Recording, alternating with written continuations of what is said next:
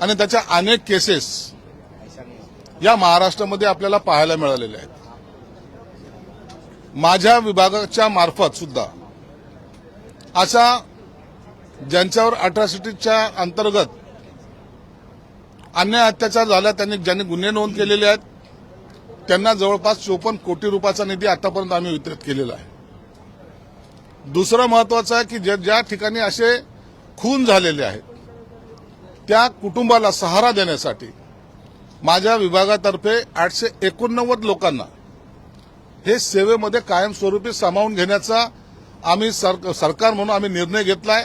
आणि येत्या 20 तारखेला महाडला 100 कुटुंबांना त्यांना आम्ही आता ते नोकरीमध्ये सामावून घेण्याचा ऑर्डर सुद्धा या 20 तारखेला त्यांना देणार आहोत. अॅट्रॉसिटी कायदा हा केंद्र शासनाचा कायदा आहे. याला आम्हाला रद्द करण्याचा अधिकार नाहीये हे मुळात समजून घ्या. काही लोकांचा जो काही गैरसमज झालाय की आता अॅट्रॉसिटी गुन्हा दाखल करता येतो का नाही, मग गुन्हा दाखल केल्यानंतर पोलीस अटक करतील की नाही, असा कोणताही संभ्रम मनामध्ये ठेवू नका. तुम्हाला तुमच्यावर अन्याय झाला तातडीने तुम्हाला पोलीस स्टेशनला गुन्हा दाखल करता येतो आणि पोलिसांनी तो गुन्हा दाखल करून घेणं गरजेचं आहे. आणि त्याचबरोबर त्याचा जो आयोग असेल त्यांनी तातडीने अटक करणं सुद्धा गरजेचं आहे. म्हणून त्याच्यामध्ये जी काही शंका कुशंका येते की नाही आता अट्रॉसिटी गुन्हा दाखल झाला तरीही अटक होणार नाही, म्हणून काही लोक जे काही त्याच्याबद्दलचा गैरसमज पसरवत आहेत कृपया त्याच्यावर लक्ष देऊ नका. अट्रॉसिटी ऍक्ट हा तयारच यासाठी झालेला आहे की जो गावखेड्यामध्ये दलित कुटुंबातला व्यक्ती राहतो, एक मोजके घरं असतात, परंतु त्याच्यावर काही गावातले गुंड प्रवृत्तीचे लोक जो अन्याय करतात त्याला न्याय देण्यासाठी हा कायदा तयार झालेला आहे. म्हणून या कायदा शासनाला, महाराष्ट्र शासनाला सुद्धा, आम्हाला मंत्री म्हणून सुद्धा आणि शासनाला सुद्धा रद्द करण्याचा कोणताही अधिकार नाहीये आणि आम्ही तो रद्द करण्याची कुठेही वाच्यता केलेली नाही. म्हणून हा गैरसमज आपण काढून टाका.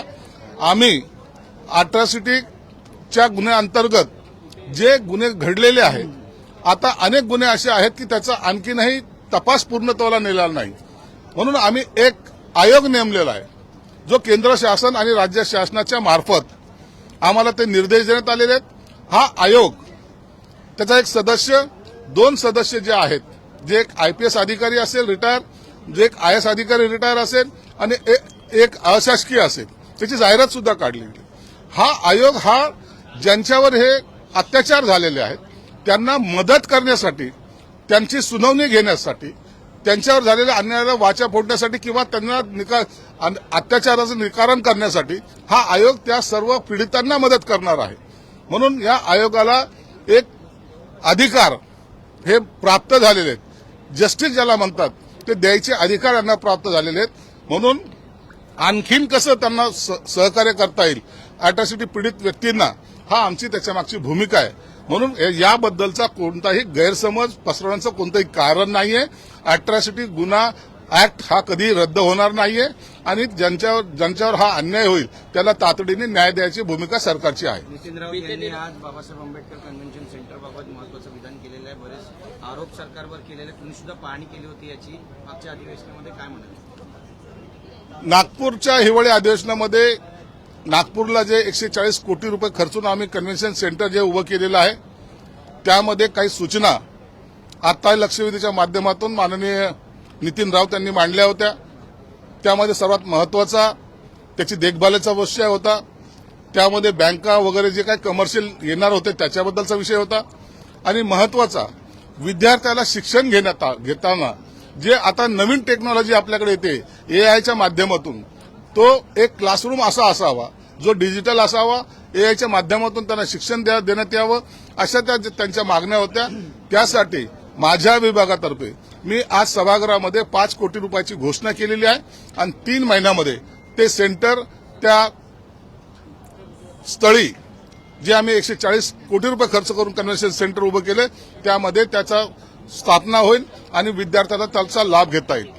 बीते हफ्ते आपने विधान परिषद में एक स्टेटमेंट दिया था कि SC/ST एक्ट में कई तरह के जो हैं प्रावधान किए जाएंगे, क्या है वो आपके बयान, किस तरीके से बयान था, क्या मतलब? प्रावधान ऐसा नहीं था. मैंने जो वहाँ जो स्टेटमेंट किया, क्या स्टेटमेंट था? मेरा यही स्टेटमेंट था कि एट्रॉसिटी एक्ट के तहत जो गुने दाखिल होते हैं उसका कोई आउटपुट जल्दी निकलता नहीं है, पीड़ित व्यक्ति जो होता है उसको न्याय मिलता नहीं।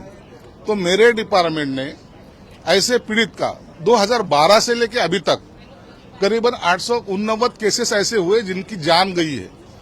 उनको हमने गवर्नमेंट ने ये डिसीजन लिया है कि उनको गवर्नमेंट के नौकरी में मर्ज किया जाए, उनको गवर्नमेंट की नौकरी दिए जाए।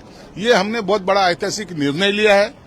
सेकेंड थिंग, आज तक के जो पीड़ित है उनको करीबन 54 कोटी रुपए का अनुदान अभी तक हमने दिया है।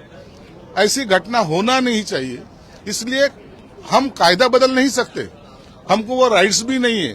ये सेंट्रल का कायदा है और ये कायदा बदलने के हम हमारे में या तो हमारे इसको कोई अधिकार भी प्राप्त नहीं होता। हम उसमें और सुधारना करना चाहते हैं। सुधारना यही कि ये जल्द गति से वो लोगों को न्याय मिलना चाहिए। इसलिए हमने एक आयोग जो केंद्र शासन के माध्यम से ही महाराष्ट्र शासन को वो दिया गया है और उसकी अमलबजावनी करने का काम महाराष्ट्र शासन कर रही है। वो ये है कि अपन जाहिरात के माध्यम से एक अध्यक्ष, 2 सदस्य, जो एक आईपीएस अधिकारी रहेगा रिटायर, जो एक आईएएस अधिकारी रहेगा रिटायर और एक अशासकीय सदस्य, ये लोगों ने ये जो पीड़ित लोगों की जो कोई केसेस पेंडिंग है वो तुरंत कैसे निकाला जाए, तुरंत कैसे उनको न्याय दिया जाए, इसलिए उनको सहकार्य करने के लिए और इनको पूरा अधिकार प्राप्त हो चुका है, कायदेशीर पूरा अधिकार इनको प्राप्त है।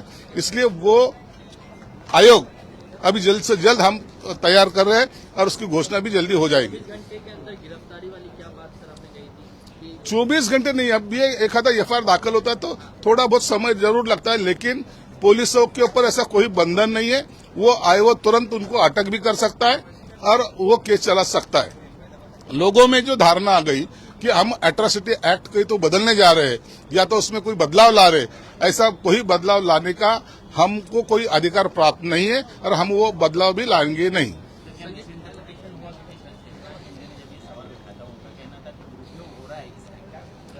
देखो, हर कोई भी कायदा रहता है, उसका दुरुपयोग करने वाले कोई गिनती के 1-2 जब रहते हैं वो बाकी लोगों को बदनाम करते हैं।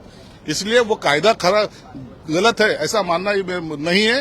वो कायदा सही मायने में दलितों के लिए एक वरदान है और उनके लिए ही वो कायदा बनाया गया। उनको एक सपोर्टिंग, जहाँ देहातों में लोग रहते हैं उनके ऊपर जो होता है तो उसके लिए वो कायदा बनाया गया और उसकी अमलबजावनी कड़क तरीके से की जाएगी। एक मिनट